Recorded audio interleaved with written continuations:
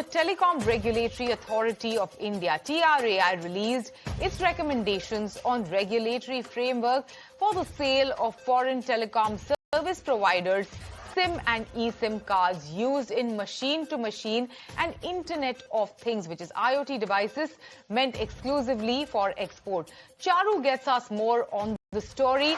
Listen in.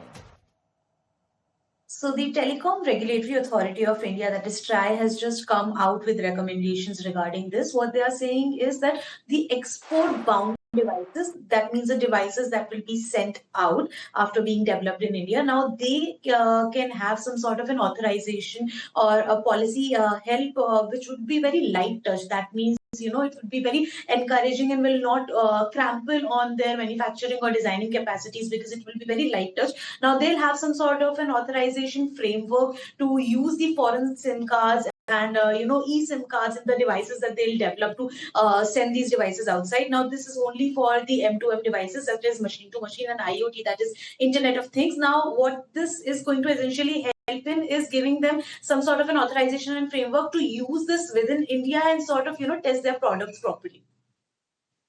All right, there is also, the new policy that the Department of Telecommunications that has released today. Charu, let's shift our focus to that new policy that the Department of Telecommunication has released.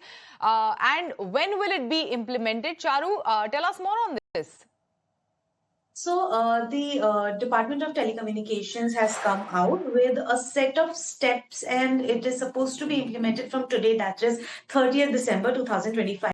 Now there are a slew of different steps that they have taken. Firstly, we can focus on radio wave spectrum. They have demarcated that radio wave spectrum will range from about 8.3 kilohertz to about 3000 megahertz. Now this is to help the government officials which deals with the radio wave related spectrum when they're allocating it or looking at it from the compliance point of view for the different players who will be using it. This is a sort of a framework that shows that okay, this is a demarcated spectrum for radio waves. Apart from that, they have also expanded the spectrum that is available for 5G and has also identified it in a manner that it can further be used for the future 6G technology. They have for that purpose alone have identified new band from around 6100 hertz to megahertz to about 7100 megahertz. Apart from that, they have also taken steps for increasing the connectivity in maritime ships and also during air travels.